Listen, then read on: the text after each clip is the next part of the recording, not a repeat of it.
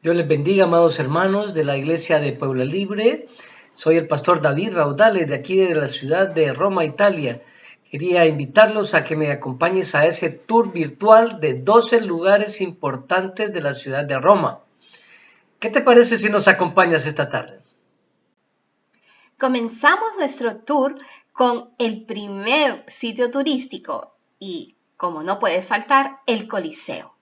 El Coliseo también es conocido como Anfiteatro Flavio. Este fue construido en el siglo I.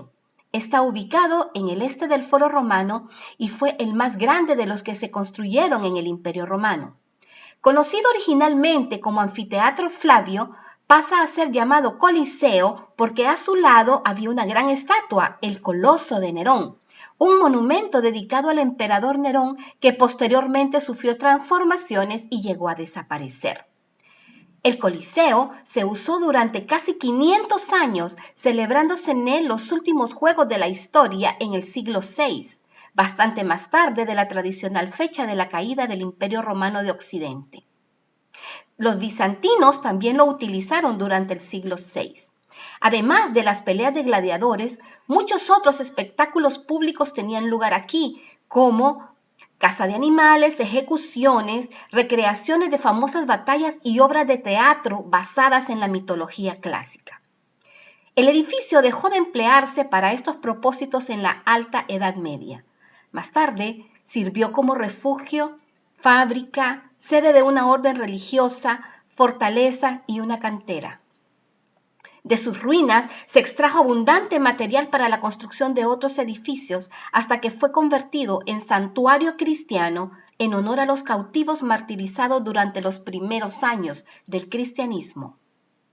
Aunque la estructura está seriamente dañada debido a los terremotos y los picapedreros, el Coliseo siempre ha sido visto como un ícono de la Roma imperial y es uno de los ejemplos mejor conservados de la arquitectura romana. Es una de las atracciones turísticas más populares de la moderna Roma y aún está muy ligado a la Iglesia Católica. El Coliseo, junto con todo el centro histórico de Roma, fue admitido en la lista del Patrimonio de la Humanidad por la UNESCO en 1980 y el 7 de julio del año 2007 fue reconocido como una de las 7 nuevas maravillas del mundo moderno. El segundo lugar turístico que visitaremos es la Plaza del Campo dei Fiori o Campo de las Flores, probablemente el mercado más antiguo de Roma. Desde 1869, cada mañana, excepto el domingo, la plaza se llena de paradas que venden fruta, verdura, carne, pollo y pescado fresco. Otras paradas exponen legumbres, arroz, frutos secos, nueces y especias, mientras que cerca de la fuente están los puestos de flores. Entre las especialidades de la casa se encuentran las imperdibles alcachofas romanas y hortalizas como el brócoli y espinacas. A su alrededor hay tiendas de gastronomía, panaderías, restaurantes y muchos negocios más. Antes del siglo XV, la plaza no existía y en su lugar se encontraba un campo de flores, de ahí viene el nombre. Una leyenda cuenta que el nombre de la plaza proviene del latín Campus Florale, o sea, campo de Flora, una mujer amada por el general romano Pompeyo que había construido su teatro cerca del mercado. Alrededor de la mitad del siglo XV, el Papa Calixto III hizo arreglar todo el barrio y se ocupó de hacer empedrar toda el área. Durante esta renovación se construyeron muchos palacios señoriles, entre los cuales está el Palazzo Orsini, que da precisamente al mercado. A lo largo del tiempo, la plaza se convirtió cada vez más en un lugar de paso y en un importante punto de encuentro comercial y cultural para la ciudad. Muy cerca del Campo de las Flores está la Plaza Navona, la Piazza Navona. Es uno de los espacios urbanos más destacados de Roma, que reúne esculturas, fuentes y edificios de gran valor artístico y supone un centro de la vida social, cultural y turística de la ciudad. Este espacio ha constituido un emplazamiento de importancia desde la antigua Roma, en la que se levantaba ahí un estadio para competiciones deportivas y combates de gladiadores. Tiene 276 metros de largo por 106 de ancho y podría albergar hasta 30.000 espectadores.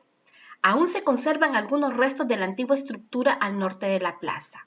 El estadio albergaba los Juegos Atléticos griegos que junto con los musicales y ecuestres formaban el certamen Capitolinum en honor al dios Júpiter. El elemento más destacado de la plaza son las 3 grandes fuentes con ricas creaciones escultóricas que se levantan a lo largo de la misma. La más importante es la Fuente de los 4 ríos, la Fontana dei Quattro Fiumi, situada en el centro y que data de la época barroca. Fue encargada por el Papa Inocencio X a Gian Lorenzo Bernini. Su construcción se realizó entre 1648 y 1651. Representa los 4 grandes ríos del mundo conocido por entonces: el Nilo en África, el Ganges en Asia, el Danubio en Europa y el Río de la Plata en América. La fuente se encuentra coronada por el obelisco de Domiciano de 17.6 metros de altura que este emperador mandó a construir en Egipto. Las otras 2 fuentes se encuentran en los extremos de la plaza, en la zona norte: la Fontana de Neptuno, proyectada por Giacomo della Porta, aunque las estatuas de Neptuno y las Nereidas datan del siglo XIX, y en el extremo sur la Fontana del Moro, construida en 1576, diseñada también por Della Porta, y a la que posteriormente se añadieron el Moro y el Delfín, que fueron realizados por Bernini. Seguimos caminando por las calles de Roma para arribar a nuestro cuarto destino, la Plaza del Popolo.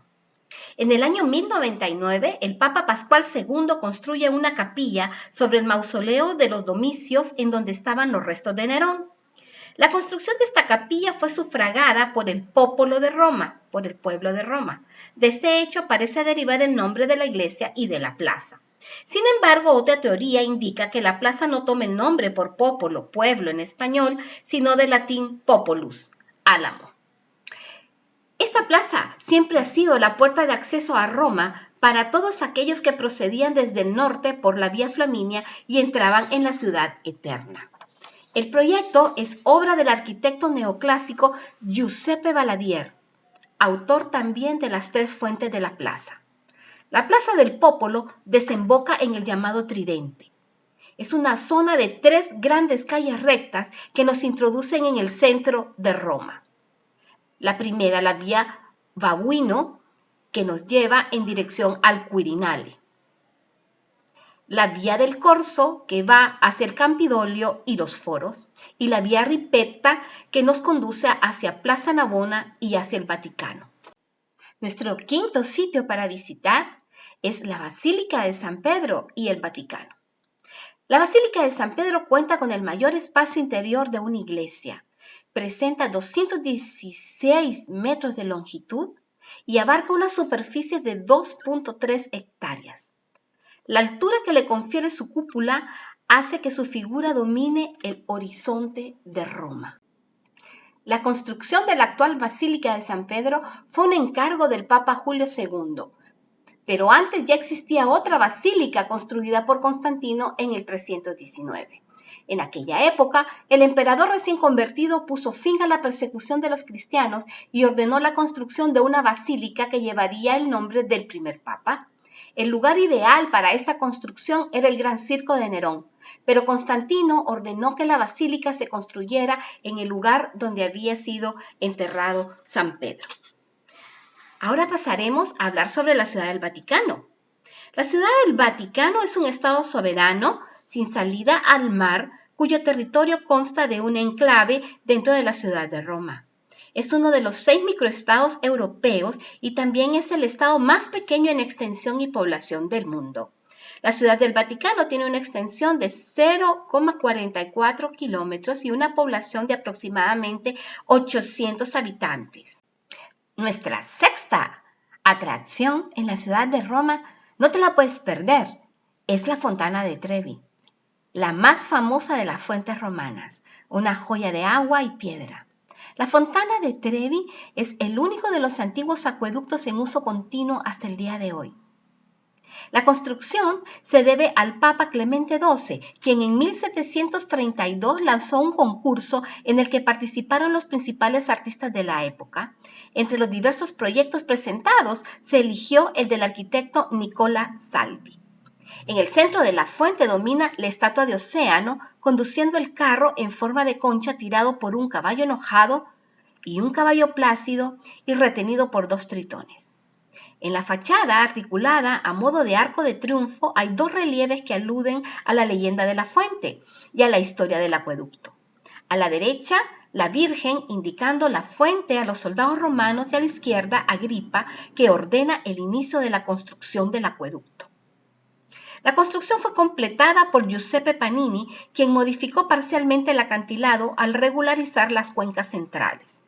Después de una restauración en los años 89 y 91, la última gran restauración tuvo lugar en el 2014, gracias a la contribución financiera de la casa de moda Fendi. Es una tradición arrojar una moneda a la fuente, porque eso te hará volver a Roma. Y si buscas un poco de romance, tienes que lanzar una segunda y una tercera moneda. La Fontana de Trevi también fue un escenario de la escena de la película La Dolce Vita, del director Federico Fellini. Siguiendo nuestro recorrido desde el Vaticano, podemos encontrar el Castillo de San Angelo.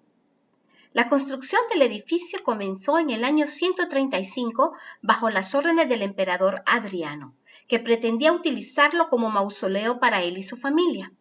La edificación concluyó en el año 139, convirtiéndose poco tiempo después en un edificio militar que en el año 403 se integraría a la muralla aureliana. En el año 590, mientras una gran epidemia de peste devastaba la ciudad, el Papa Gregorio I tuvo una visión del arcángel San Miguel sobre la cima del castillo, anunciando el fin de la epidemia. En recuerdo de la aparición, el edificio se encuentra coronado por la estatua de un ángel. En el año 1277 se construyó un corredor fortificado de 800 metros de longitud que conectaba el castillo con la ciudad del Vaticano, para que el Papa pudiera escapar en caso de que se encontrara en peligro. Durante los asedios ocurridos en Roma durante el año 1527, el Papa Clemente VII utilizó la fortaleza como refugio.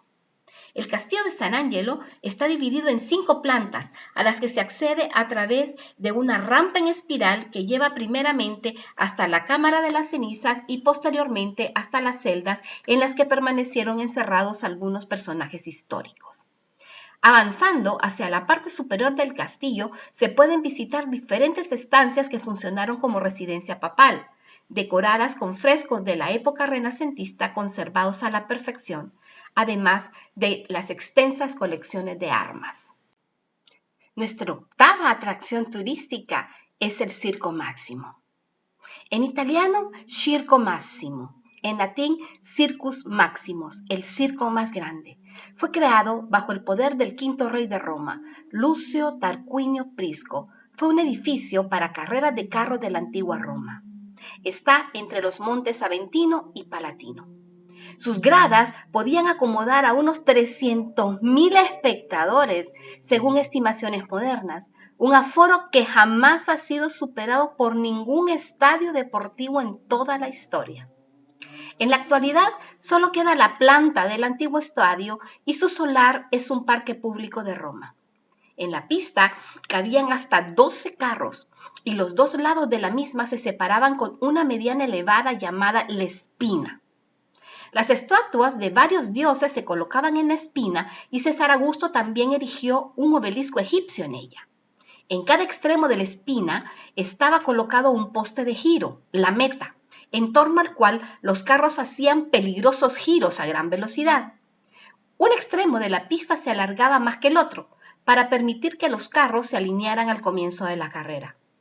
Ahí habían verjas de salida que escalonaban los carros para que todos ellos recorrieran la misma distancia en la primera vuelta para que no se dieran ventajas a ninguno. Sin embargo, las carreras de carros no eran la única forma de entretenimiento dentro del Circo Máximo. Fue diseñado para carreras de carros, pero también otros eventos se llevaron a cabo ahí, incluidos los combates de gladiadores y la caza de animales salvajes, eventos deportivos y procesiones. Desgraciadamente, apenas quedan restos de lo que fue el Circo Máximo. Caminamos unos metros después del Circo Máximo y nos vamos a encontrar con una atracción un poco extraña. Se llama la Boca de la Verdad, la Boca de la Verità. Es una enorme máscara de mármol de fama mundial, de la que se cuenta que mordía la mano de aquel que mentía. La legendaria escultura de la Boca de la Verdad es de enormes dimensiones. Con un diámetro de 1.75 metros, está dedicada al dios del mar, representando por un rostro masculino con barba, con ojos, nariz y boca perforados. Según cuenta la leyenda, un marido que desconfiaba de su esposa la llevó ante la Boca de la Verdad para comprobar su fidelidad. La mujer reaccionó fingiendo un desmayo y su amante la recogió en sus brazos. Después de esto, la mujer juró ante la Boca de la Verdad que solo había estado en los brazos de su marido y del hombre que acababa de recogerla. Esta es tan solo una de las muchas leyendas que existen sobre la famosa escultura que, con el paso de los años, continúa generando una enorme expectación. Nuestra 10ª estación en este tour virtual de Roma se llama el Panteón de Agripa. También es conocido como el Panteón de Roma. Es una de las obras maestras de la arquitectura de la capital italiana. Es el edificio mejor conservado de la antigua Roma. La construcción del Panteón se llevó a cabo en tiempos de Adriano en el año 126 después de Cristo. El nombre de Agripa viene dado porque el lugar en el que está construido el edificio actual estaba anteriormente ocupado por el Panteón de Agripa, construido en el año 27 a.C., que quedó destruido debido a un incendio. A principios del siglo VII, el edificio fue donado al Papa Bonifacio IV y éste lo transformó en una iglesia, por lo que en la actualidad presenta un perfecto estado de conservación. Lo que más sorprende de la arquitectura del Panteón son sus medidas. El edificio circular mide exactamente lo mismo de diámetro que de altura, 43.30 metros. La cúpula, con el mismo diámetro, es mayor que la Basílica de San Pedro. En el centro de la cúpula se abre un óculo de 8.92 metros de diámetro que permite que la luz natural ilumine todo el edificio. En el interior del Panteón se encuentran las tumbas de numerosos reyes de Italia y multitud de obras de arte. El personaje más conocido que se encuentra enterrado en el Panteón es, sin lugar a dudas, el pintor y arquitecto renacentista Rafael. Ahora visitaremos un lugar muy concurrido en la ciudad de Roma y se llama la Plaza de España. La Plaza de España es una monumental escalinata. Es un lugar de encuentro de romanos y turistas y ha sido escenario de un sinfín de películas. Las escaleras de la plaza, construidas a principios del siglo XVIII, se hicieron para comunicar la plaza con la iglesia de Trinità del Monte. En el mundo de la moda, estos 135 peldaños de la escalinata son conocidos ya que en ellos se celebran múltiples desfiles de moda y hace que la Plaza de España se vista de gala. Resulta agradable sentarse en las escaleras de la Plaza de España, un lugar de encuentro para los ciudadanos locales y de merecido descanso para los turistas. La cárcel de Mamertino es la cárcel donde estuvo preso el apóstol Pedro y el apóstol Pablo, en diferentes tiempos, en diferentes oportunidades. Así que vamos a conocer un poquito más de ella. Existen diferentes teorías acerca de la creación de la cárcel mamertina. Originalmente, el espacio fue pensado como una cisterna para un manantial situado en el actual Foro Romano, cuya función principal fue abastecer de agua al pueblo romano. Pero en lo que respecta a su uso como prisión, el historiador romano Tito Livio atribuye su construcción al cuarto rey de Roma, Anco Marcio, en torno al 640 al 616 a.C. A esta prisión también se le suele conocer como el Tullianum, pues debe su nombre a Servio Tulio, quien fue responsable de ampliar el espacio durante su reinado en el siglo VI a.C. Esta prisión se usaba para encarcelamientos de corta duración, normalmente para presos que estuvieran esperando a ser juzgados o esperando la pena de muerte. constaba de 2 celdas subterráneas, una de ellas situada por debajo de las alcantarillas de la ciudad. Aunque es cierto que se construyó una iglesia sobre los restos de esta cárcel, una vez que accedemos nos daremos cuenta que no es una prisión tal y cual entendemos hoy en día, sino que se asemeja más a las antiguas mazmorras medievales. Al estar ubicada cerca de un sistema de alcantarillado, los textos antiguos hablan de ella como una cárcel húmeda y estremecedora compuesta por 2 espacios ubicados en planos diferentes. La celda superior tiene forma trapezoidal y sus muros están compuestos de bloques de toba. A uno de sus laterales podemos ver 2 placas donde se recuerdan algunos de los nombres de presos famosos que han pasado por ahí y cómo fueron ejecutados. Pedro y Pablo poseen además un altar con 2 bustos.